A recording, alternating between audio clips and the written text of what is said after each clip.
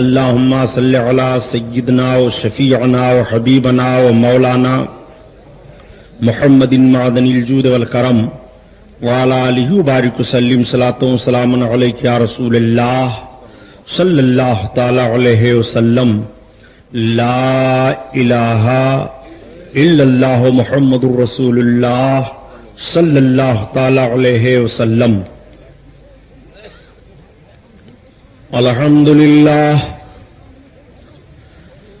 الحمدللہ رب العالمین،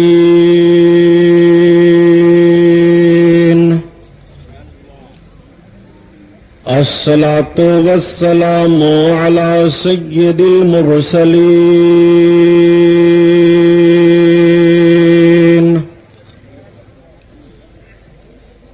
وعلی آلہ الطاہرین واصحابہ المطہرین وابنہ الغوث العظم الجیلانی محی الدین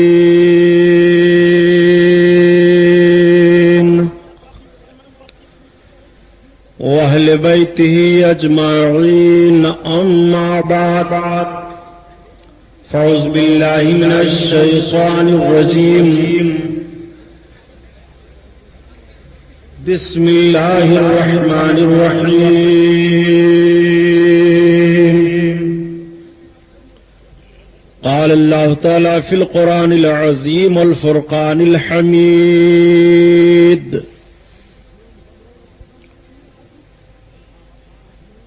ومن أعرض عن ذكري فإن له معيشة ضنكا ونحشره يوم القيامة أعمى۔ صدق الله البصير القدير وصدق رسوله الرشيد النذير، والحمد لله رب العالمين۔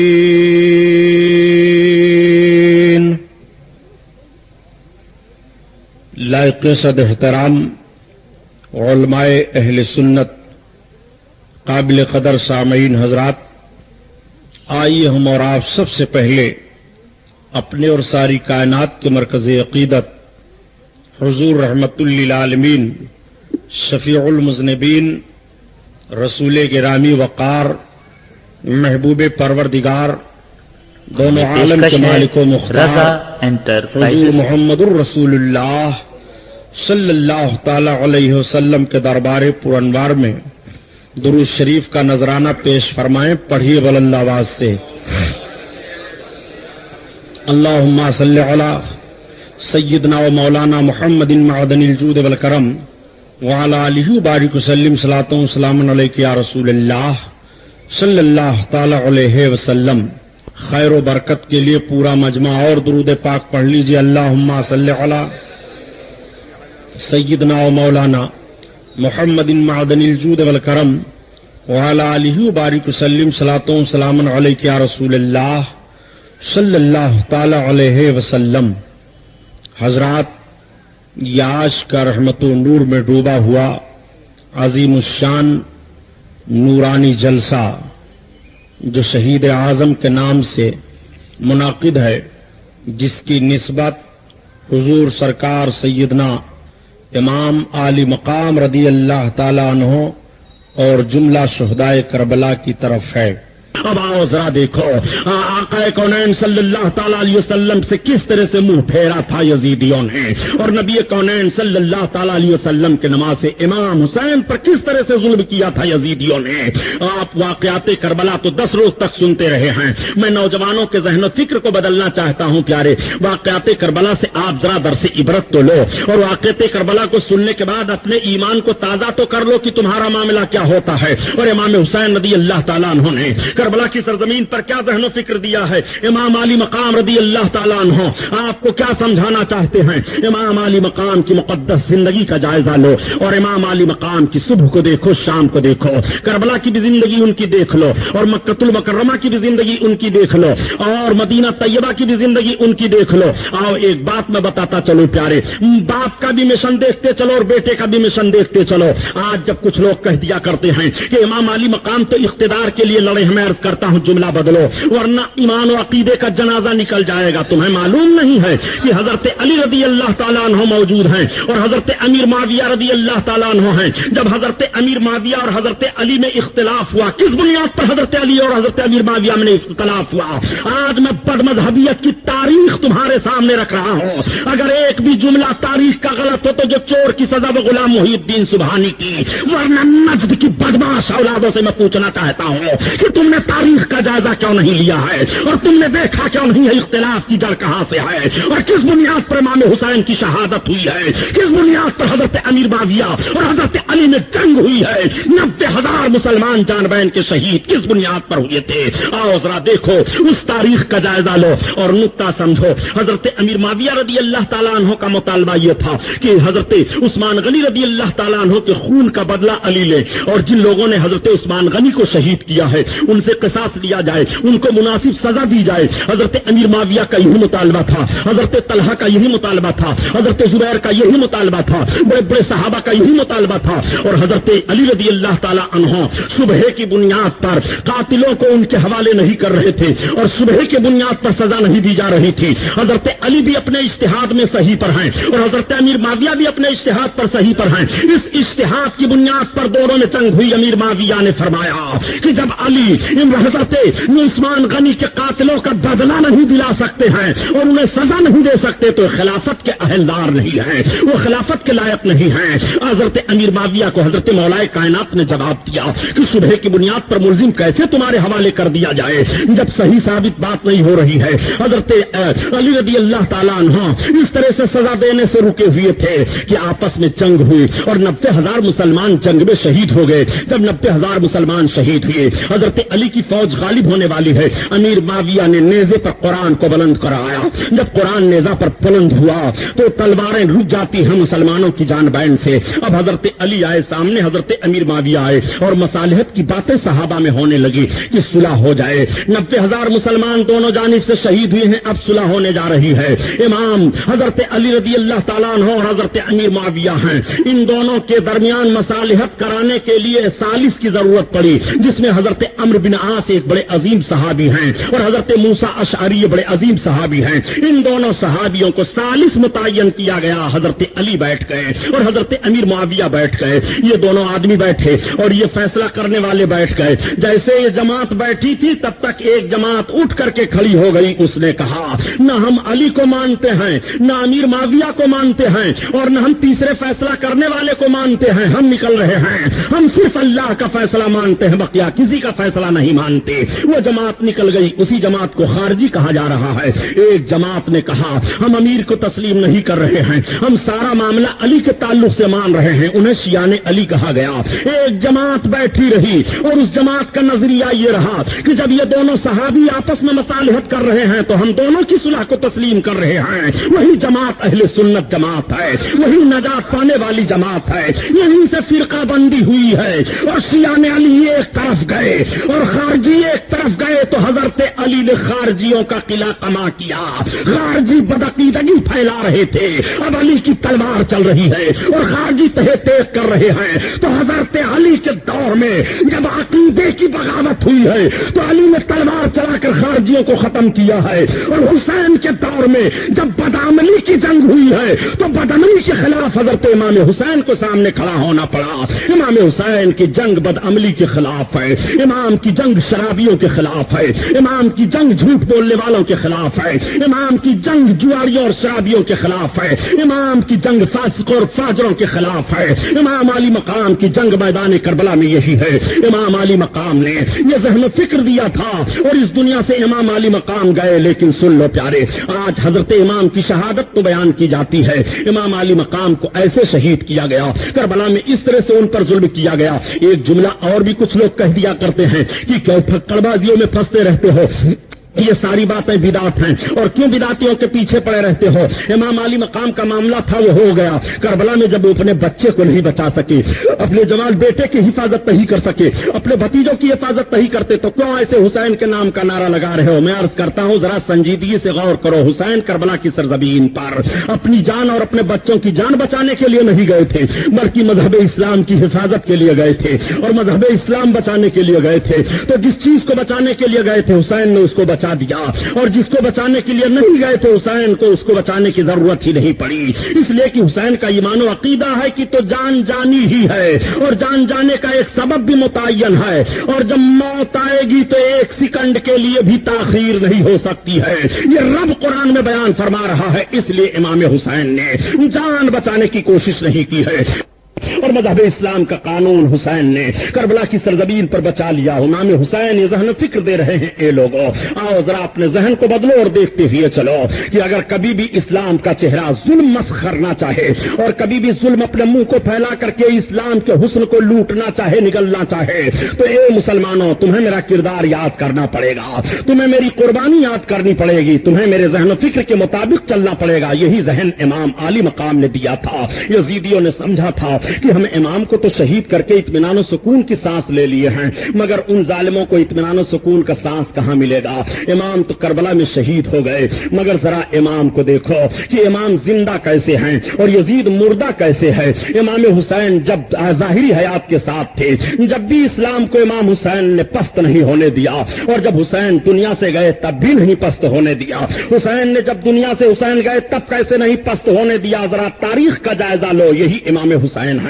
और जब इमाम हुसैन के सरे अक़दस को नेजा पर बुलंद करके ले जाया जा रहा था दमिश्क की जानिब, और एक राहिब के गिरजाघर के किनारे इन लोगों ने अपनी मंजिल इख्तियार की थी, पड़ाव डाल दिया था, रात गुजारना चाहते हैं। गिरजाघर के अंदर से राहिब निकला, और निकलने के बाद उसने कहा, ये बताओ ये कटे पिटे सर कैसे लोगों के हैं? तो किसी ने कह दिया ये हुसैन इब्ने अली और उनके साथियों के कटे हुए सर हैं। उसने कहा, ताज्जुब का मकाम है, जिस नबी का तुम कलमा पढ़ रहे हो उस नबी के नवासे के साथ तुमने यह हरकत की है। उसने कहा कि सुनो अमीरुल मोमिनीन यजीद की अगर बगावत करोगे तो तुम्हारा भी सर कुचल दिया जाएगा, ये सब यजीद के बागी हैं। उसने कहा, बगावत का जुमला न कहो, ये सुनने के लिए मैं तैयार नहीं हूं। हुसैन कभी भी किसी की इस तरह की बगावत नहीं कर सकते हैं। हुसैन का मकसद सही है, हुसैन ने अगर इख्तिलाफ किया होगा तो कोई वजह है। अच्छा एक काम करो, आज रात तुम सब यहीं रहना चाहते हो? हाँ, हमारी सारी फौज यहीं रहेगी, ये सारे कटे हुए सर यहीं रहेंगे। एक काम करो कि तुम इस सर को हमें दे दो। क्या कीमत लोगे? कहा 10,000 दिरहम या दीनार हम लेंगे।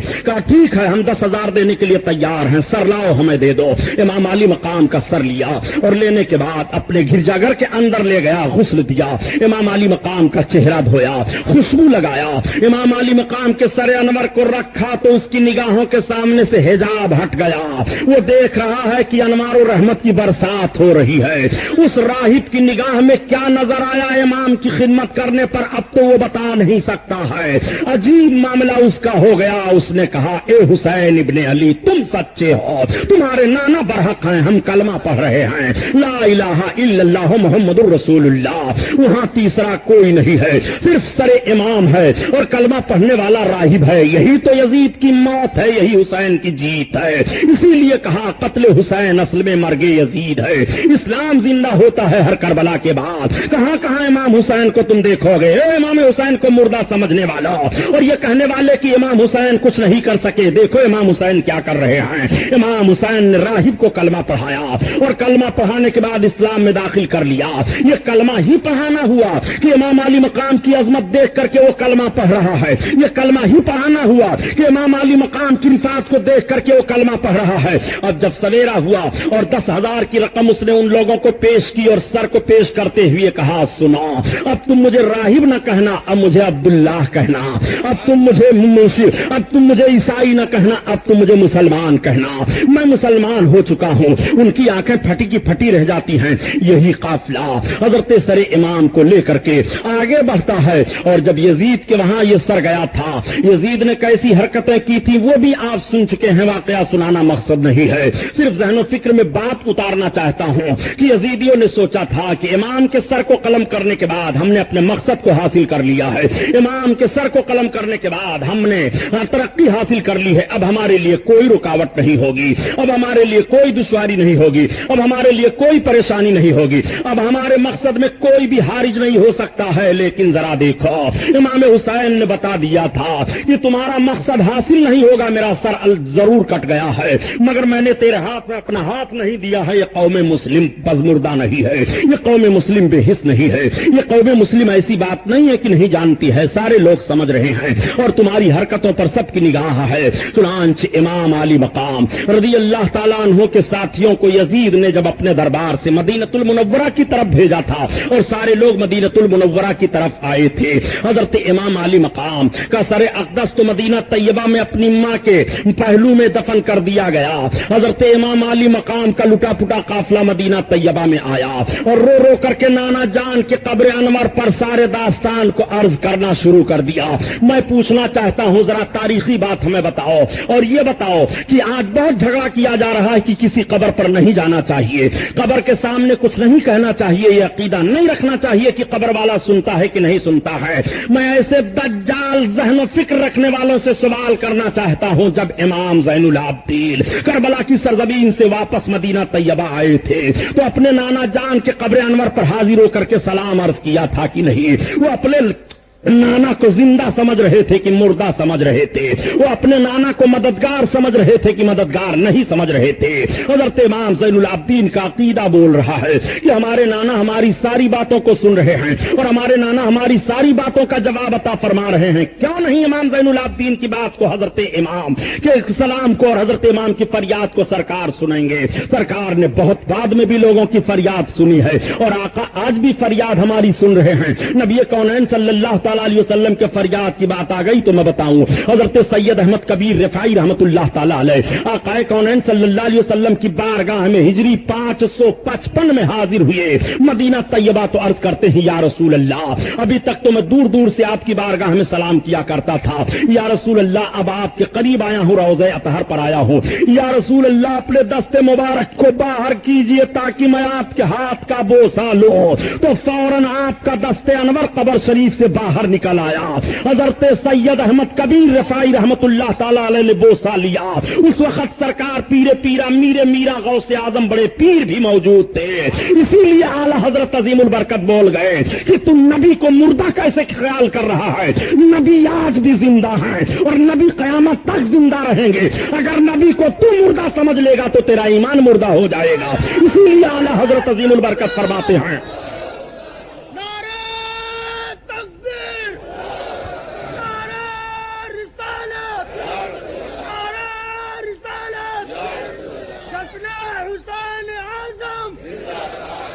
اسی لیے اعلیٰ حضرت عظیم البرکت ذہن و فکر دے رہے ہیں کہ تو زندہ ہے واللہ، تو زندہ ہے واللہ، اور میرے چشمے عالم سے چھپ جانے والے، چھپ جانے والے اللہ کے حبیب صلی اللہ تعالی علیہ وسلم کو مردہ خیال نہ کرنا۔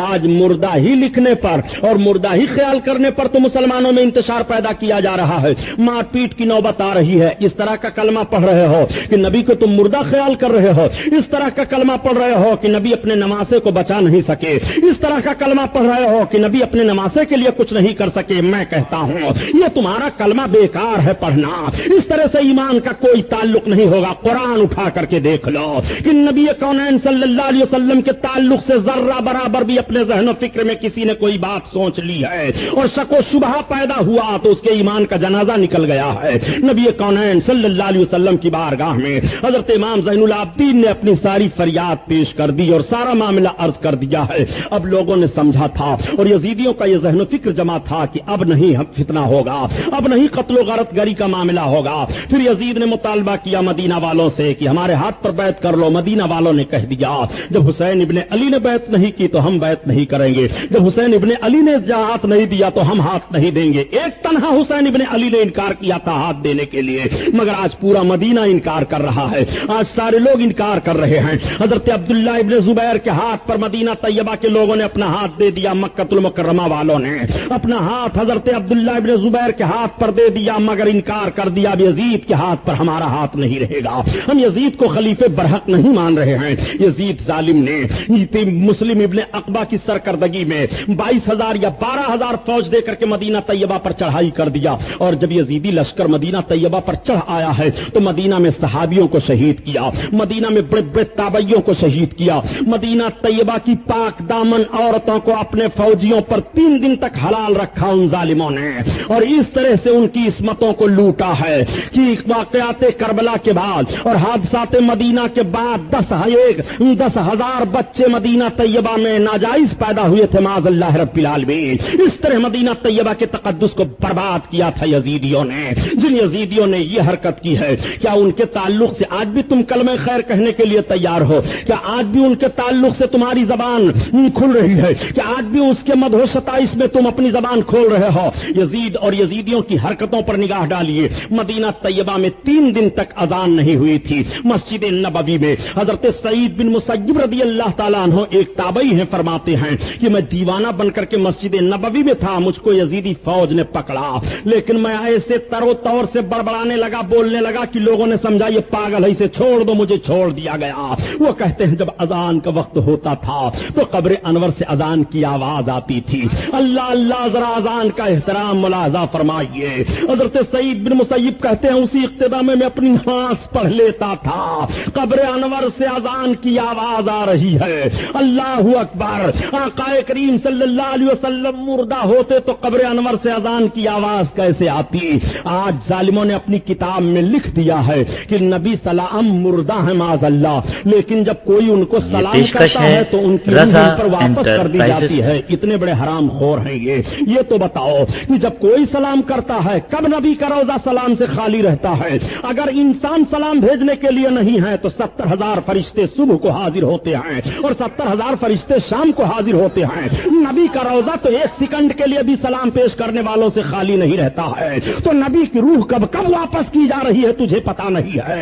ارے نبی کے لیے موت آنی تھی، فقط ایک آن کے لیے موت آئی تھی، پھر ہمیشہ کے لیے نبی کی موت مر گئی ہے۔ اسی لیے کہا کہ ایک لمحہ کے لیے آئی تھی انہیں بھی موت، اور پھر ہمیشہ کے لیے ان کی موت مر گئی، پھر ہمیشہ کے لیے ان کی موت مر گئی، ان کی موت مر گئی۔ نبی کونین صلی اللہ تعالی علیہ وسلم کے روضہ اقدس کے کنارے ان ظالموں نے مسجد نبوی میں اپنے گھوڑوں کو، اونٹوں کو باندھا تھا، اور لید اور پیشاب جانوروں نے کیا، جس کی چھینٹیں منبر پر پڑی تھی، مدینہ طیبہ کو تباہ و برباد کرنے والا۔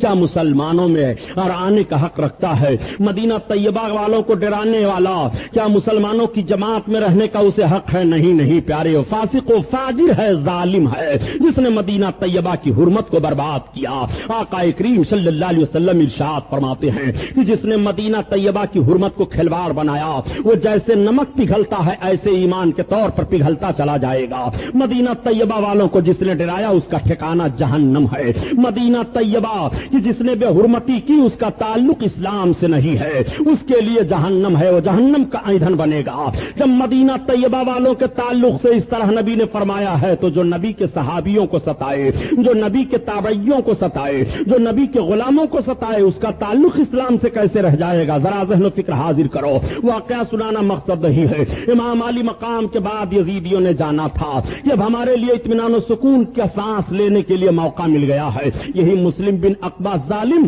جب اس طرح سے ظلم و بربریت کا ماحول برپا کر کے مدینہ کی طرف سے اب مکہ المکرمہ کی طرف روانہ ہوا تو حضرت عبداللہ ابن زبیر رضی اللہ تعالیٰ عنہ اپنے تمام جابازوں کو لے کر کے میدان میں باہر نکل آئے اور اس فوج کا مقابلہ کیا۔ راستے میں مسلم بن عقبہ مر گیا تھا، ایک دوسرا ظالم سپہ سالار اس کی فوج کا متعین ہوا تھا۔ ان ظالموں نے کعبہ کی بڑی بے حرمتی کی اور اس طرح سے کعبہ پر پتھر برسائے کہ غلاف کعبہ جل گیا تھا، کعبہ کی چھت ٹوٹ گئی تھی اور خانہ کعبہ کی دیواریں ہل گئی تھی۔ اسی خانہ کعبہ کے پردے میں حضرت ابراہیم علیہ الصلوۃ والتسلیم जालिम ने जो मेढा ज़बा किया था उसकी दुम रखी हुई थी, उसकी सींग रखी हुई थी तबर्रुक के तौर पर, वो भी उसी में जल गया। ये जालिम लोग पहाड़ बुकुबैस के ऊपर से मिंजनीक में पत्थर रख रख करके खाने काबा पर मार रहे थे।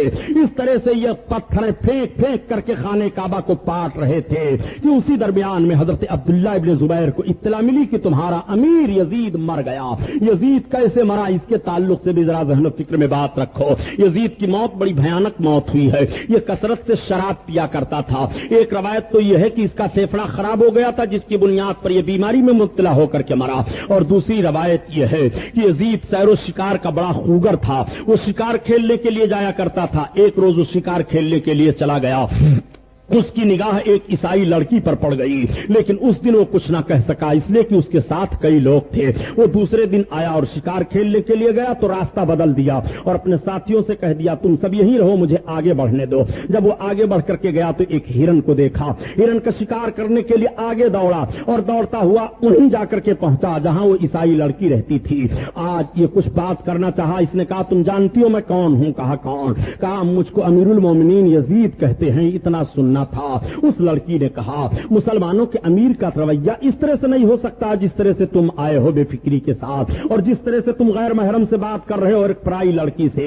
उसने निगाह को ताड़ लिया कि ये जालिम है, ये धोखेबाज है, ये कभी न कभी जरूर हमारी आबरू पर हमला कर देगा, लेकिन हमला करने से पहले पहले मैं इसको कैफरे किरदार तक पहुंचा दूंगी। जरा उस लड़की को देखिए जो अपनी इज्जत की हिफाजत करना चाहती है। वो हर हर मोड़ पर अपनी आबरू की हिफाजत कर लेती है। जो अपनी इज्जत की हिफाजत करना चाहती है वो दुश्मन के माहौल में रह करके भी आबरू की हिफाजत कर लेती है।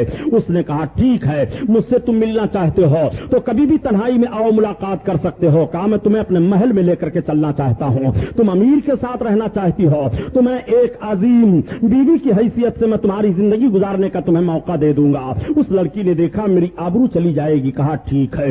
एक रोज अपने दामन में खंजर को छुपा लिया और जब ये आया और इसने लड़की से कहा, वो तैयार हुई, इसके सवारी पर सवार हुई और जब ये दोनों रवाना हुए तो पीछे से जब ये बेफिक्र हो गया तो अचानक उस लड़की ने खंजर को निकाला और निकाल करके पीछे से इसके पीठ में भोंक दिया।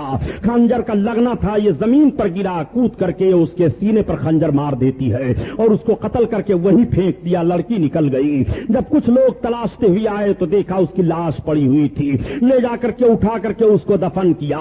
एक मौत यही यजीद की बताई जा रही है और एक शायर ने कहा है कि यजीद की मौत ऐसी हालत में हुई कि एक नाचने वाली लड़की नाच रही थी और उसके सराहने शराब की बोतल रखी हुई थी, वो बदमस्त पड़ा हुआ था। ऐसी हालत में उसकी मौत हुई है। बहरहाल फिस्को फजूर के माहौल में मुब्तला होने पर यजीद की मौत हुई। यजीद मर गया, उसका मकसद मर गया। यजीद मर गया, उसकी तमन्ना मर गई। यजीद मर गया, उसकी तहरीक मर गई। यजीद मर गया, उसका सारा कारनामा मर गया। आप जरा देखते चलिए यजीद कैसे मरा है और उसका सारा कारनामा कैसे मरा है। आज भी जोग्राफियाई तौर से जायजा लिया जाए मकाम हम्स का जहां यजीद की मौत हुई है तो बताया जाता है कि जिस जगह पर यजीद की कब्र बनाई गई थी आग की सबसे बड़ी फैक्ट्री शीशा गलाने वाली वही लगाई गई है। यजीद की कब्र का पता नहीं है, उसके निशान का पता नहीं है। और दूसरे मुअर्रिखीन लिखते हैं कि जब खिलाफत बनो अब्बासिया का दौर आया और बनो उमैया की कब्रें खोदी जाने लगी, उन कब्रों में जब यजीद की कब्र खोदी गई है तो जली हुई हड्डियां मिली और इसके अलावा कुछ नहीं मिला। ये सजा यजीद के लिए मुतय्यन हुई। यजीद ने इमाम हुसैन पर जुल्म करवाने के बाद ये सोचा था कि हमें इत्मीनान का सांस मिलेगा, नहीं मिला। यजीद अजाब इलाही में गिरफ्तार है और कयामत तक गिरफ्तार रहेगा। यजीद पर कितना अजाब होगा हम और आप उसको बयान नहीं कर सकते, इसलिए कि करबला का सारा कारनामा उसी के इशारे पर हुआ था, सारा मामला उसी के इशारे पर हुआ था। अब देखो जब यजीदी फौज ने सुना कि यजीद मर गया तो उसके हौसले पस्त हो गए, वो सारे लोग शिकस्त खा गए। हजरत अब्दुल्ला इब्न जुबैर ने मुकम्मल ताकत के साथ अपने दीवानों को लेकर के हमला किया और सबको पीछे ढकेल दिया। ये सब के सब भाग गए शिकस्त खा करके। अब मक्का शरीफ वाले और मदीना शरीफ वाले, इराक वाले, इन सारे लोगों ने हजरत अब्दुल्ला इब्न जुबैर के हाथ पर बैत कर लिया। हजरत अब्दुल्ला इब्न जुबैर के हाथ पर जब बैत किया तो मुख्तार सख्सी कूफा से उठा और उठने के बाद उसने ऐलान किया कि मैं कातलाने हुसैन से बदला लेना चाहता हूं। करबला کربلا کے میدان میں جن لوگوں نے ظلم کی اٹھ کے تلوار چلائی تھی ان کو میں ایک ایک چن کر کے مارنا چاہتا ہوں. حضرت امام علی مقام کے دشمنوں کا پتہ لگایا جائے گا, جہاں وہ ملیں گے تہہ تیغ کر دیا جائے گا. اس کے لیے مختار سقفی نے حضرت محمد بن حنفیہ جو حضرت علی رضی اللہ تعالیٰ عنہ کے بیٹے اور امام حسین کے بھائی ہیں ان سے رابطہ قائم کیا. حضرت محمد بن حنفیہ نے پوری توانائی اور پوری طاقت دے دی. مختار سقفی نے سب کو جمع کیا اور جمع کرنے کے بعد میٹنگ کیا کہ اب قاتلان حسین تلاشے جائیں. چنانچہ کوفہ کی سرزمین پر ایک ایک قاتل کو تلاشا جانے لگا اور تلاش کر کر کے مختار سقفی نے ان کو تہہ تیغ کروانا شروع کیا. عمرو بن سعد کا پتہ لگایا گیا کہ یہ کہاں ہے جو کربلا کے میدان میں فوج کی قیادت کر رہا تھا, جو کربلا کے میدان میں امام حسین کو اور ان کے تمام ساتھیوں کی شہادت کی ذمہ داری اپنے سر پر لے کر کے آیا ہے. آرام کی نیند سو رہا ہے, پتہ لگاؤ کہاں ہے. تب تک ابن سعد کا بیٹا آ گیا اور مختار سقفی کے سامنے پہنچا. پوچھا تمہارا باپ کہاں ہے؟ کہا ہمارا باپ اب گوشہ نشین ہو گیا ہے, گھر میں رہتا ہے, وہ عبادت و ریاضت کرتا ہے, اس سے سیاست سے کوئی مطلب نہیں ہے. مختار نے کہا اب سیاست سے کوئی مطلب نہیں ہے, اب رائے کی حکومت کہاں گئی, اب کوفہ کی گورنری کہاں گئی, اب سیاست کا جوش کہاں گیا؟ ٹھیک ہے, اپنے فوجیوں کا اس دستہ بھیجا کہ عمرو بن سعد کے گھر کو گھیرو اور پکڑ کر کے اس کا سر کاٹ کر کے لاؤ. لوگوں نے گھیر لیا, عمرو بن سعد کو پکڑا, اس کا سر کاٹا اور لا کر کے مختار سقفی کے سامنے رکھا. مختار سقفی نے اس کے بیٹے سے کہا دیکھ یہ کس کا سر ہے؟ یہ تیرے باپ کا سر ہے جو تو کہتا تھا میرا باپ اب گوشہ نشین ہو گیا ہے. حسین کو شہید کرنے کے بعد گوشہ نشینی اختیار کر رہے ہو. عمرو بن سعد کے سر کو پھر پھینکوا دیا. اب پتہ لگایا جانے لگا کہ بتاؤ خولی کہاں ہے جس ظالم نے امام پر تلوار چلائی تھی. خولی کو پکڑا گیا تو اسے تہہ تیغ کیا گیا. سنان کہاں ہے؟ اسے پکڑا گیا, اسے مارا گیا. یہ پتہ لگایا گیا کہ ابن زیاد کہاں رہتا ہے. ابن زیاد کو اطلاع مل گئی تھی کہ مختار سقفی لوگوں کو لے کر کے ہم سب پر حملہ کر رہا ہے, مار رہا ہے, اور اب ہمارے قریب کوئی آنے کے لیے تیار نہیں, ہماری مدد کرنے کے لیے کوئی تیار نہیں ہے. عبداللہ ابن زبیر کے ہاتھ پر سارے لوگ اپنا ہاتھ دے چکے ہیں اور عبداللہ ابن زبیر کی ساری طاقت اس کو حاصل ہے. چنانچہ مختار نے کہا ابن زیاد کو پتہ لگاؤ کہاں بھاگ کر کے گیا ہے. دریا کے کنارے ایک چھوٹا سا گاؤں تھا, وہاں یہ بھاگ گیا تھا. مختار سقفی کا چھوٹا تھا دستہ فوج کا پہنچا اور وہاں پر ابن زیاد کو گرفتار کرنے کی کوشش کی. جب یہ گرفت میں نہیں آیا بھاگا تو لوگوں نے اس کا پیچھا کیا. چند لوگوں سے تلواریں چلی مگر بڑا بہادر تھا, کچھ لوگوں کو اس نے مار دیا. پھر فوج کا ایک دستہ پہنچا اور ابن زیاد پر ٹوٹ پڑے. ابن زیاد کو پکڑا, اس کے سر کو کاٹا اور کاٹنے کے بعد لائے. مختار سقفی نے وہیں کوفہ کے گورنر ہاؤس میں ابن زیاد کا سر رکھا اور لوگوں سے کہا 6 سال کا عرصہ گزر گیا ہے, 6 سال کے اندر اندر دیکھ لو کس طرح سے تبدیلی آئی ہے. یہی دن ہے اور یہی وقت ہے جس وقت امام حسین کا سر گورنر ہاؤس میں رکھا گیا تھا, وہیں پر ابن زیاد کا سر رکھا گیا ہے. سارے لوگ دیکھ رہے تھے. تب تک ایک سانپ ظاہر ہوا اور ظاہر ہونے کے بعد اس کے نتھنے میں گھسا, پھر نکلا, پھر گھسا. لوگ کہنے لگے وہ دیکھو آ گیا, پھر گھسا, پھر نکلا. اس طرح سے غائب ہو گیا. لوگ ڈر گئے. اس کے سر کو اٹھا کر کے پھینک دیا گیا اور اس پر دہی ڈال کر کے خوخار کتوں کو چھوڑ دیا گیا. ابن زیاد کی موت اس طرح سے ہوئی ہے. اس کے بعد شمر کو پکڑا گیا اور جب شمر خبیث کو لایا گیا تو مختار سقفی نے کہا یہی وہ کوڑھی کتا ہے, یہی وہ خبیث ہے جس نے اللہ کے حبیب صلی اللہ علیہ وسلم کے نمازے پر زبردست ظلم کیا تھا اور کربلا کا سارا کارنامہ مصالحت کے ماحول پر پہنچتے پہنچتے بھی شمر ذوالجوشن سے بگڑ جایا کرتا تھا. یہ اتنا خبیث ظالم تھا. میرے سرکار نے ایک مرتبہ صحابہ بیٹھے ہوئے تھے اور امام علی مقام تشریف لا رہے تھے. نبی کریم نے امام کو دیکھا تو امام کے سینے کا بوسہ لیا اور ارشاد فرمایا میں دیکھ رہا ہوں کہ ایک کوڑھی کتا ہمارے اہل بیت اطہار کے خون میں منہ ڈبو رہا ہے. جس نبی کے غیب کے تعلق سے تم باتیں کرتے ہو نبی کو غیب نہیں ہے. حسین کے سینے پر چڑھ کر کے جو خنجر چلانے والا ہے نبی اس کی بھی خبر دے رہے ہیں وہ کوڑھی کتا ہے. وہی شمر ذوالجوشن ہے جو سفید داغ اس کے جسم پر ہو گیا تھا. وہ مبروس تھا, مردود. حضرت امام علی مقام رضی اللہ تعالیٰ عنہ کے اہم قاتلوں میں سے وہ سمجھا جاتا ہے. سمر کو جب پکڑا گیا وہ اپنا کپڑا پہنے ہوئے تھا مگر کپڑے کے اندر سے بھی اس کے جسم کی سفیدی دکھائی دے رہی تھی. ایسا کوڑھی ہو گیا تھا. وہ سمر کو پکڑ کر کے لایا گیا. مختار سقفی نے کہا اس ظالم کے پہلے دونوں ہاتھ کاٹو, اس کے بعد اس کی آنکھیں نکالو, اس کے بعد اس کی گردن کاٹو, اس کے دونوں پیر کو کاٹو, تڑپا تڑپا کر کے اسے مارو. وہ ہاتھ جوڑ کر کے عرض کرنے لگا اے مختار تم ہمارے دوست تھے, اے مختار تم ہم پر رحم کھاؤ, اے مختار تم ہمارے تمام احسانوں کو بھول رہے ہو. مختار نے کہا ظالم حضرت علی اکبر کا تڑپنا کربلا کے میدان میں دیکھ لے, علی اصغر کس طرح سے تڑپے تھے کربلا کے میدان میں دیکھ لے, حسین کے مقدس جسم پر تم لوگوں نے گھوڑے دوڑائے تھے اس منظر کو دیکھو. آج تمہارے ساتھ وہی کارنامہ کیا جائے گا. چنانچہ سمر ذوالجوشن کو مارا گیا اور مار کر کے سمر ذوالجوشن کی ایک ایک ہڈی چکنا چور کی گئی. پھر مختار سقفی نے کہا کہ اس کو آگ لگا دو اور آگ لگا کر کے اس کو جلایا گیا جب تک وہ جلتا رہا اور اس کے جسم کا ایک ایک حصہ جل کر کے خاکستر نہیں ہو گیا تب تک وہاں سے مختار سقفی ہٹا نہیں. اس طرح سے ایک ایک قاتلان حسین کو چن چن کر کے مارا گیا تھا.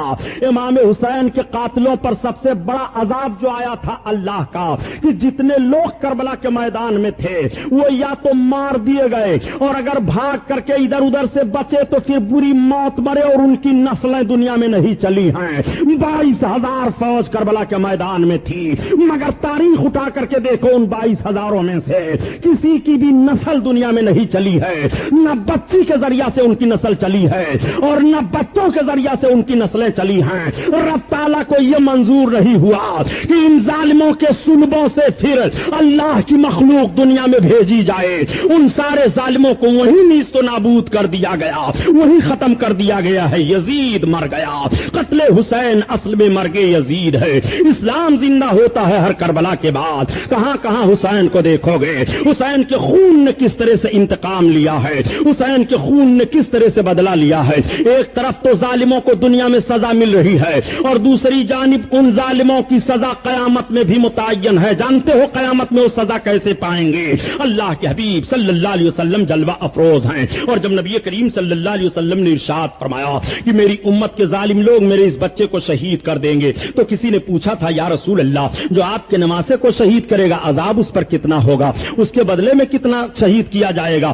آقا کریم صلی اللہ علیہ وسلم فرماتے ہیں دیکھو اللہ کے پیغمبروں پر جب ظلم ہوا حضرت زکریا حضرت یحییٰ پر تو ان کے قتل کے بدلے میں 70,000 قتل کیے گئے تھے اور میرے حسین پر ظلم ہوگا, میرا حسین قتل کیا جائے گا تو اس کے قتل کے بدلے میں 70,000 اور 70,000 قتل کیے جائیں گے. یا رسول اللہ عذاب کتنا ہوگا ان قاتلوں پر؟ تو آقا کریم ارشاد فرماتے ہیں کہ جہنمیوں کا آدھا عذاب تو اور جہنمیوں پر ہوگا مگر جہنم کا آدھا عذاب صرف حسین کے قاتلوں پر ہوگا, حسین کے باغیوں پر ہوگا, حسین کے ستانے والوں پر ہوگا. جہنم کا آدھا عذاب ان پر ہوگا. یہ میرے آقا صلی اللہ علیہ وسلم فرما رہے ہیں. یہ کون بتائے گا؟ جس کو علم غیب ہو وہی تو بتائے گا. یہ کون بتائے گا؟ جس کو یہ باتیں معلوم ہو وہی تو بتائے گا. کل بھی نبی کے دشمن دنیا میں موجود تھے اور حسین کے دشمن دنیا میں موجود تھے, آج بھی حسین کے دشمن دنیا میں موجود ہیں اور آج بھی نبی کونین صلی اللہ علیہ وسلم کے دشمن دنیا میں موجود ہیں. اب آؤ آپ اپنا ذہن صاف کر لو.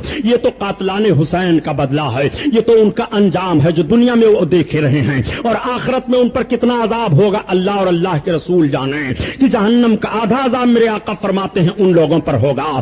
ظالم کے لیے بڑا سخت عذاب ہے, ظالم پر اتنا سخت عذاب ہوگا, اتنا سخت عذاب ہوگا کہ جہنمی پناہ مانگنے لگیں گے. اے مسلمانوں, میرے نبی کریم صلی اللہ علیہ وسلم نے سچ ارشاد فرمایا کہ ظالم کی بھی مدد کرو اور مظلوم کی بھی مدد کرو. تو صحابہ نے عرض کیا یا رسول اللہ ہم ظالم کی مدد کیسے کریں, مظلوم کی مدد کریں؟ تو بات سمجھ میں آ رہی ہے کہ جس پر ظلم ہو رہا ہو اس کی ہم مدد کریں, مگر یا رسول اللہ ہم ظالم کی کیسے مدد کریں؟ تو آقا کریم فرماتے ہیں ظالم کو ظلم کرنے سے روکو, یہ ظالم کی مدد ہے, اور مظلوم پر ظلم نہ ہونے دو, یہ مظلوم کی مدد ہے. اب ذرا امام حسین کو اس دونوں رخ پر آپ ملاحظہ فرماؤ. سرکار امام علی مقام مظلوموں پر ظلم ہونے کے خلاف بھی جنگ کر رہے ہیں اور ظالم کو ظلم کرنے سے بھی روک رہے ہیں. یہ ظلم ہے کہ شراب پیو مسلمان ہو کر کے, یہ ظلم ہے کہ جھوٹ بولو مسلمان ہو کر کے, ये जुल्म है कि नाहक कत्ल करो मुसलमान होकर के, ये जुल्म है कि अपनी बहू बेटियों की तरह दूसरे की बहू बेटियों की आबरू को ना समझो,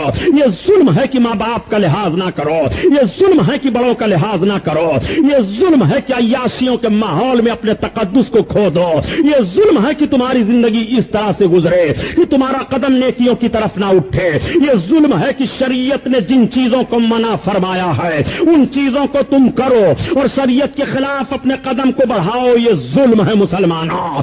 जुल्म को जरा समझते हुए चलो। नबी कौनैन इरशाद फरमाते हैं कि जालिम की भी मदद करो और मजलूम की भी मदद करो। आपको जालिम के खिलाफ भी जंग करनी है और आपको मजलूम के खिलाफ भी जंग करनी है। यही वो हिंदुस्तान की सरजमीन है। हिंदुस्तान की सरजमीन पर आपने 1000 के करीब हुकूमत की है। आपकी हुकूमत 1000 के करीब कैसे रही है? जब आपका जहनो फिक्र हुसैनी जहनो फिक्र था, जब आपका मिशन हुसैनी मिशन था, जब आपका तौर तरीका हुसैनी था। क्या भारत की तारीख बुला दोगे? क्या गुनाह करके तुम चाहते हो तुम्हारा झंडा लहराया जाए? क्या अय्याशियों के माहौल में रह करके तुम चाहते हो कि दूसरी कौमों में अपनी बर्तरी मनवा लो? नहीं मनवा पाओगे। तुम्हारा रोबोदाब जब कायम होगा कि तरीके मुस्तफा को छोड़ना है, वजह बर्बादी, और इसी से कौम दुनिया में हुई बेइख्तिदार अपनी।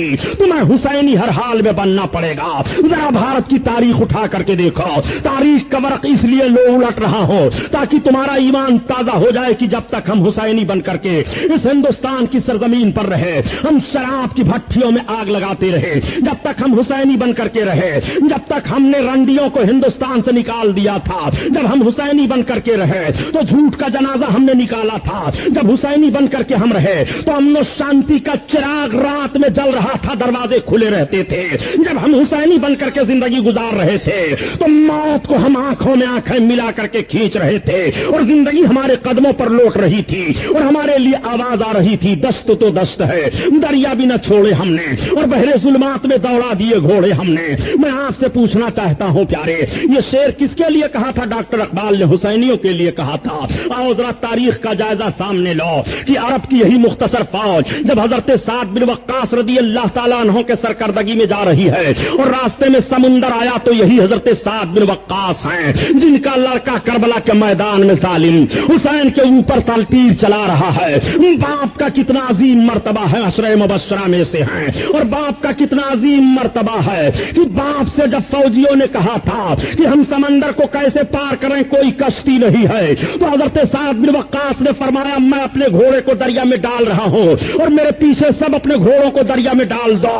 तो हजरत साद बिन वक्कास ने इस्लामी लश्कर को लेकर के दरिया में छोड़े हमने और बहरे जुल्मात में दौड़ा दिए घोड़े हमने, दी अज़ा कभी अफ्रीका के तपते हुए सहराओं में। अब आपसे पूछना चाहता हूं प्यारे, ये अजान आपकी थी, ये नमाज आपकी थी, ये जौहर आपका था, ये जोशो जज्बा आपके अंदर था। नबी कौनैन सल्लल्लाहु तआला अलैहि वसल्लम के नमाज़े ने तुम्हें जो जिंदगी गुजारने का तौर तरीका दिया था, क्या वही तौर तरीका आपके अंदर पाया जा रहा है? क्या वही दस्तूर आपके अंदर पाया जा रहा है? इमाम आली मकाम ने तो झूठ के खिलाफ जंग की है। आपकी जबान क्यों झूठ में रहती है? तो मैं भारत की तारीख का वो नक्शा आपके सामने पेश करना चाहता था। यही वो भारत की सरजमीन है। जब भारत की सरजमीन पर राणा सांगा के मुकाबले में जहीरुद्दीन बाबर आए थे लड़ने के लिए, जहीरुद्दीन बाबर की लड़ाई राणा सांगा से हो रही है, 40,000 का दस्ता जहीरुद्दीन बाबर के साथ है, मगर जहीरुद्दीन को कामयाबी नहीं मिल रही है। जहीरुद्दीन ने कहा हमारी फौज आखिर मैदान में पीछे क्यों हट जाया करती है? ये तो बताओ कोई खामी तो नहीं है? किसी ने कह दिया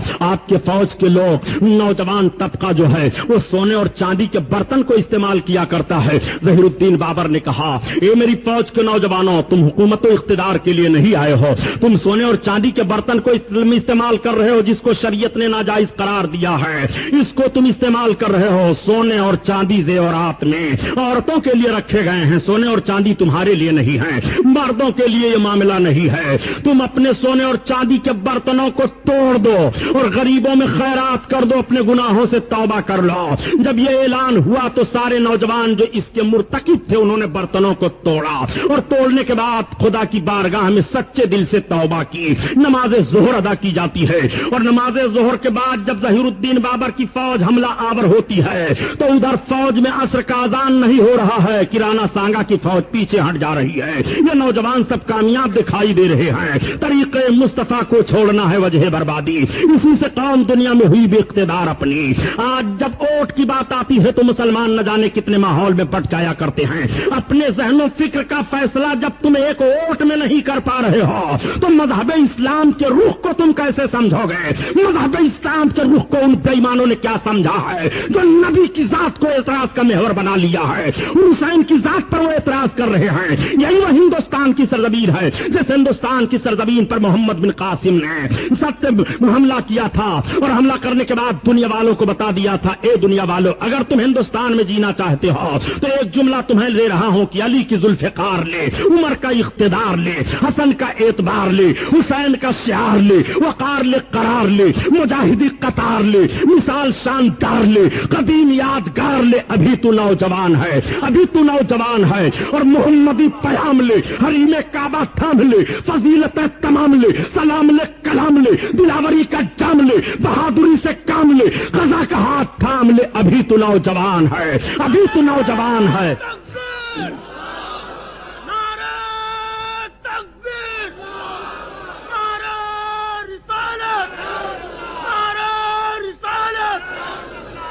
اس لیے آج کو آپ کو ذہن و فکر دینے کی کوشش کی جا رہی ہے. پیارے, آج آپ غیرت میں نہیں آ رہے ہو. آپ کی ابھی مسجدیں پھونکی جا رہی تھی, ابھی تک آپ کے مکان جلائے جا رہے تھے, ابھی تک آپ کے حقوق چھینے جا رہے تھے, ابھی تک آپ کو غدار کہا جا رہا تھا, ابھی تک آپ کو ہندوستان میں جینے کا کوئی دستور نہیں دیا جا رہا تھا. جس ہندوستان کو ہندوستان ہم نے بنایا, جس ہندوستان کو سونے کا چڑیا ہم نے کہلایا, جس ہندوستان میں جوہو ہم لائے, جس ہندوستان میں چمپا ہم لائے, جس ہندوستان میں گلاب ہم لائے, جس ہندوستان کے رخ کو ہم نے ترقی کی شاہراہ پر موڑا اور جس ہندوستان کو ترقیاں ہم نے دی ہیں, جس ہندوستان میں سڑکوں پر درخت ہم لگوائے ہیں, جس ہندوستان میں فوج کا دستہ ہم نے قائم کیا ہے, جس ہندوستان کے چہرے پر کالی لگی ہوئی تھی اس کو صاف کر کے اس کے رخ کو روشن و منور ہم نے کیا ہے, اسی بھارت کی سرزمین پر ہمیں زندگی گزارنے کے لیے دوسرے کے دروازے پر بھیک مانگنی پڑ رہی ہے, دوسرے کے دروازے پر جا کر کے یہ کہنا پڑ رہا ہے کہ ہمیں بھیک دے دی جائے. اے مسلمان, تم اپنے ماضی میں پلٹ کر کے اپنی تاریخ کا مطالعہ کرو. ایک مسلمان غلامی کی زنجیر میں نہیں رہ سکتا ہے. ایک مسلمان اپنے ذہن و فکر کی بلندی لے کر کے جب آگے بڑھتا ہے تو قوم مقام کے وہ افراد جن کے اندر صالحیت ہوتی ہے اور جن کے اندر شرافت و تقدس کا جوہر چھپا ہوا ہوتا ہے وہ جوہر باہر آ جاتا ہے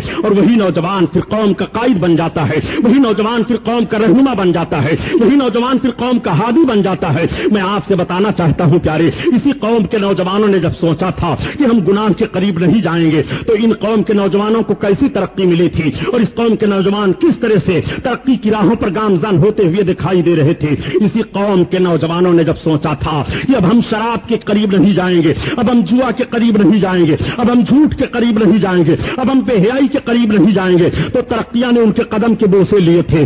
آج میں آپ سے پوچھنا چاہتا ہوں, جس ہندوستان کی سرزمین پر 3.5 کروڑ روپیہ ہر دن مسلمانوں کا سنیما پر خرچ ہو رہا ہو, جس ہندوستان کی سرزمین پر 10 ٹن روز شرابیں پی جا رہی ہوں, جس ہندوستان کی سرزمین پر 1,84,000 عورتیں عصمت فروشی کا دھندا بڑے بڑے شہروں میں کر رہی ہوں, جس ہندوستان کی سرزمین پر پارلیمنٹ میں بیٹھ کر کے لوگ شراب کے لائسنس پر دستخط کر رہے ہوں, اسمبلی میں بیٹھ کر کے شراب کے لائسنسوں پر دستخط کر رہے ہوں, ان کو کیا معلوم ہے کہ بھارت کی سرزمین پر مسلمانوں کو کس طرح سے جینے کا حق ہے اور مسلمان کس طرح سے بھارت کی سرزمین پر جی سکتا ہے. یہ اپنے مکان کے بچانے کے چکر میں ہے, یہ اپنے دکان کو بچانے کے چکر میں ہے, یہ اپنے حقوق کو حاصل کرنے کے چکر میں ہے. پیارے, جب جو قوم اپنے مکان اور دکان کے چکر میں رہتی ہے وہ قوم ٹکر میں پھنسا کر کے مٹا دی جاتی ہے. امام حسین نے اپنے مکان کو نہیں بچایا تھا, امام حسین نے اپنی دکان کو نہیں بچایا تھا, امام حسین نے اپنی جان کو نہیں بچایا تھا, مذہب اسلام کے قانون کو بچایا تھا.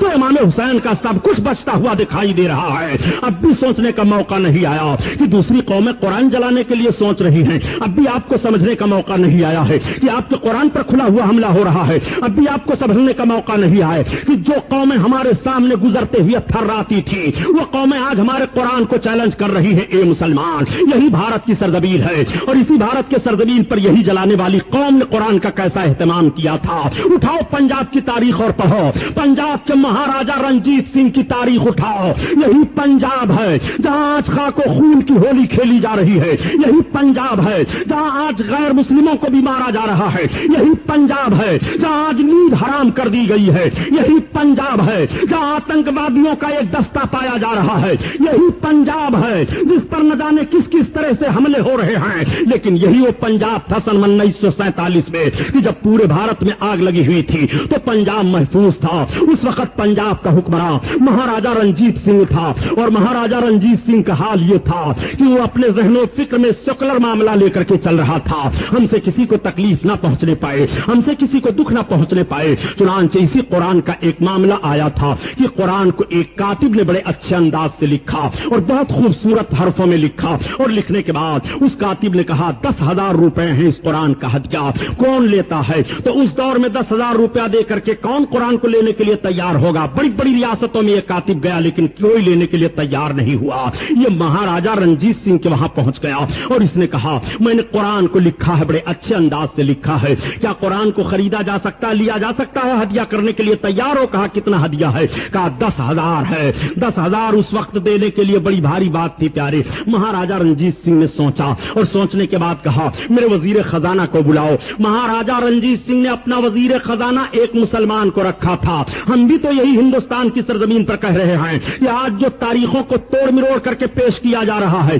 اور آج جو تاریخوں کا جنازہ نکالا جا رہا ہے اور یہ کہا جا رہا ہے کہ بھارت کی مریادہ کو عالمگیر نے برباد کیا ہے، ہندوستان کو عالمگیر نے چوسا ہے، ہندوستان کو محمود غزنوی نے چوسا ہے، عالمگیر نے ہندوستان کو چوسا نہیں ہے بلکہ عالمگیر نے ہندوستان کو سونے کا چڑیا بنایا ہے۔ یہ عالمگیر کی حکومت ہے کہ عالمگیر اپنا وزیر خزانہ ایک ہندو کو رکھے ہوئے تھے۔ یہ عالمگیر کی حکومت ہے کہ سمندری فوج کا سپہ سالار ایک ہندو کو رکھے ہوئے ہیں۔ یہ عالمگیر کا ذہن و فکر ہے۔ میں بھارت کی حکومت سے پوچھنا چاہتا ہوں مسلمانوں نے اتنی قربانی دی ہے، تم مسلمان کو فوج کے معاملے میں کتنا حصہ دے رہے ہو؟ تم مسلمان کو کس طرح سے حصہ داری کے لیے کہہ رہے ہو؟ خون ہم نے بہایا ہے، حصہ ہمارا ضبط کیا جا رہا ہے۔ خدا کی قسم سنو، اگر فوج کا ذمہ دار مسلمان کو بنا دیا جائے تو نہ کشمیر میں آتنکوادی پھیلے گی، نہ بھارت کی سرزمین پر آتنکوادی جنم لے سکتے ہیں۔ وہ مسلمان اپنے خون کی قربانی پیش کر کے بھارت کی حفاظت کرے گا۔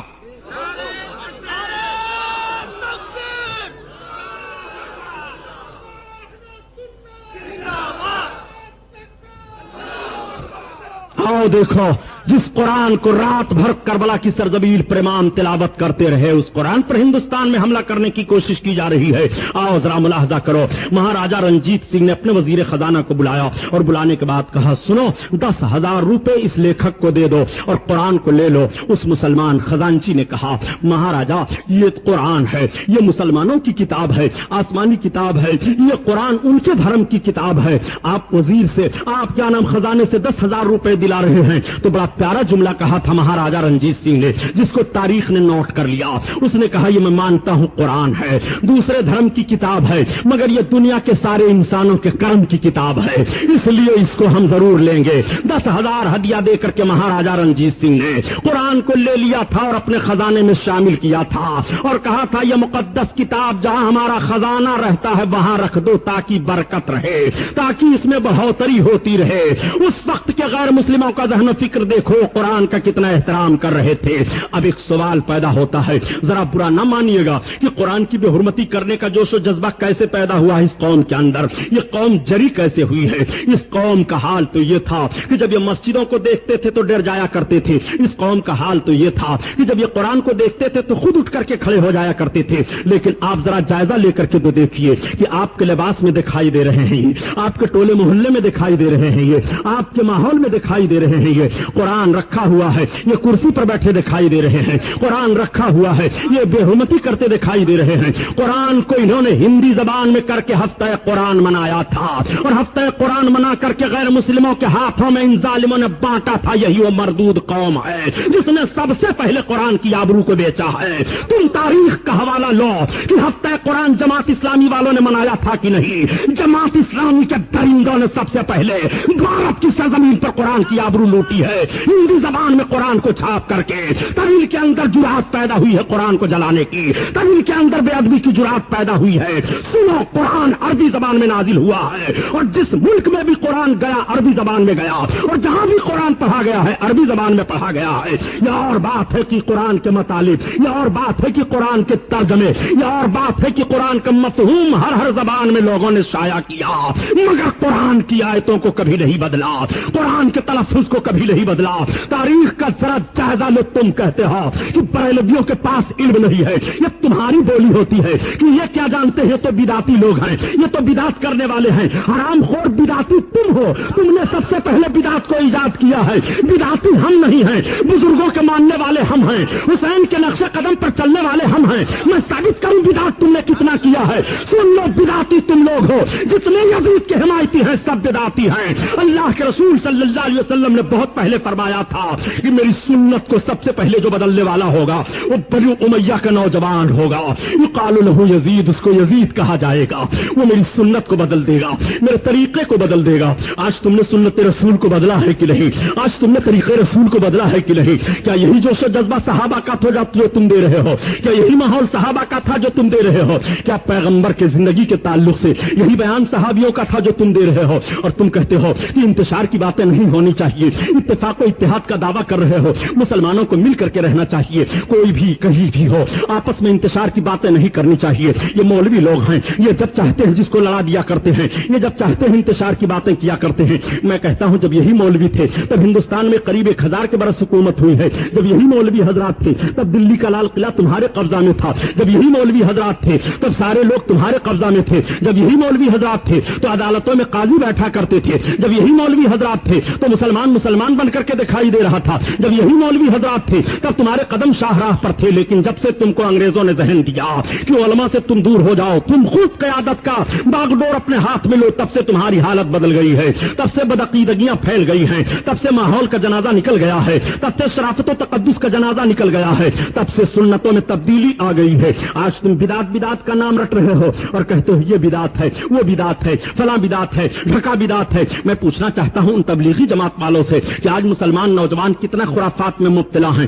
کیا اس خرافات کے خلاف تمہاری تبلیغی جماعت سڑک پر نہیں جا سکتی ہے کہ یہ تعزیہ کا ماحول کیا پیدا کیے ہوئے ہو، یہ ڈھول اور تاشے کا ماحول کیا پیدا کیے ہوئے ہو؟ اس سے ٹریفک ہوتی ہے، انتشار پیدا ہوتا ہے، دوسری قوموں سے جنگ بھی ہو جاتی ہے، جانیں بھی چلی جاتی ہے جس کا شریعت میں کوئی تعلق نہیں۔ ایسے جلوس اور جشن کے منانے سے تمہارا کیا فائدہ ہے؟ یہ ظالم لوگ جب ربیع الاول شریف کا جشن منایا جائے گا تب تو کہیں گے بدعت ہے، جب ربیع الاول کا جشن منایا جائے گا تب تو کہیں گے بدعتی لوگ ہیں۔ میں آپ سے پوچھنا چاہتا ہوں کہ تم نے کتنا جشن منایا ہے، تمہاری تاریخ کس طرح سے مرتب ہوئی ہے، اور تم نے کہاں گھٹنے ٹیکے ہیں؟ تم بدعتوں کے موجد ہو اور تم بدعتوں کے رواج دینے والے ہو، ہم کو تم بدعتی کہہ رہے ہو۔ آؤ دیکھو آج تم رسول اللہ صلی اللہ علیہ وسلم کے قانون کے خلاف کس طرح سے کر رہے ہو اور تمہاری پوری مشینری کس طرح سے خلاف کر رہی ہے۔ دیکھو مسجد نبوی کا جائزہ لے لو اور حجاج کرام سے پوچھو، اللہ کے رسول صلی اللہ تعالی علیہ وسلم کے دور ظاہری میں عورتیں مسجد شریف میں آتی تھی نماز پڑھنے کے لیے، حضرت ابوبکر صدیق کے دور میں آتی تھی نماز پڑھنے کے لیے، لیکن جب خلیفہ دوم حضرت عمر ابن خطاب کا دور آیا تو حضرت عمر ابن خطاب رضی اللہ تعالیٰ عنہ نے عورتوں کو مسجد نبوی شریف میں جانے سے روک دیا اور کہا عورتیں اب مسجد میں جا کر کے جماعت کے ساتھ نماز نہیں ادا کر سکتی ہیں۔ تو ساری عورتوں نے فریاد کی ام المومنین حضرت عائشہ صدیقہ رضی اللہ تعالیٰ عنہا کی بارگاہ میں اور عرض کیا کہ آپ ذرا ملاحظہ فرمائیے، ہم عورتوں کو اللہ کے حبیب کے دور میں جانے کی اجازت تھی مسجد میں، حضرت ابوبکر جب آپ کے باپ تھے تو ہم عورتیں جا رہی تھی، لیکن جب عمر ابن خطاب خلیفہ بن گئے تو ہم سب کو روک دیا گیا ہے، ہم سب کو منع کر دیا گیا ہے۔ ام المومنین حضرت عائشہ صدیقہ نے جواب دیا، اے عورتوں جو حالت تمہاری آج ہے ظاہری طور پر، اللہ کے حبیب بھی اپنی ظاہری زندگی میں اس حالت کو ملاحظہ فرماتے تو اللہ کے حبیب بھی تمہیں روک دیتے۔ عمر ابن خطاب نے جو کیا ہے وہ اچھا کیا ہے۔ اب آپ سے میں پوچھنا چاہتا ہوں یہ بدعت ہے کہ نہیں؟ حضرت عمر ابن خطاب رضی اللہ تعالیٰ عنہ نے تو مسجد نبوی سے میں آنے سے عورتوں کو روکا تھا اور کسی صحابی نے اختلاف نہیں کیا، اور سارے وہابی مل کر کے مسجد نبوی میں عورتوں کی حاضری ہو رہی ہے، عورتیں نماز پڑھ رہی ہیں۔ مدینہ طیبہ میں دیکھ لو عورتیں شور و غوغا کر رہی ہیں۔ نبی کونین کے مزار پاک کی زیارت کے لیے جب عورت عورتیں جاتی ہیں تو چلاتی ہوئی جا رہی ہیں. پوچھو حاجیوں سے صحیح ہے کہ غلط؟ یہ حرام خور لوگ اس بدعت کو کیوں نہیں مٹا رہے ہیں؟ اس ماحول کے خلاف تحریک کیوں نہیں چلا رہے ہیں؟ اس کے خلاف تمہاری زبان کیوں نہیں کھل رہی ہے؟ تم کیسے کیسے بدعت کر رہے ہو؟ صحابہ نے جن چیزوں کا رواج دیا تھا ان چیزوں کو تم توڑ رہے ہو. صحابہ نے جس کے تقدس کو پامال نہیں ہونے دیا تھا اور ہر موڑ پر صحابہ نے حفاظت کی تھی, اس کو آج تم توڑ رہے ہو. نہ تم صدمے ہمیں دیتے, نہ فریاد ہم کرتے, نہ کھلتے رازے سربستہ, نہ رسوائیاں ہوتی. میں آپ سے پوچھنا چاہتا ہوں مسلمانوں, آج سب سے زیادہ دین کے ٹھیکیدار یہ ہیں کہ اسی ہندوستان کی سرزمین پر حضرت خواجہ غریب نواز رضی اللہ تعالیٰ عنہ کی تاریخ مطالعہ کر ڈالو. امام حسین کی ذات کو حضرت خواجہ غریب نواز نے زیادہ سمجھا ہے کہ ہم نے اور آپ نے سمجھا ہے. سرکار غریب نواز زیادہ اسلام کی خدمت ہندوستان میں کی ہے کہ ہم اور آپ کر رہے ہیں. خدا کی قسم, بھارت کی سرزمین پر سرکار عطائے رسول خواجہ خواجگاں حضرت خواجہ غریب نواز رضی اللہ تعالیٰ عنہ نے 50,000 سے زائد راجپوت غیر مسلموں کو کلمہ پڑھوایا تھا. یہ سرکار غریب نواز کا حال تھا.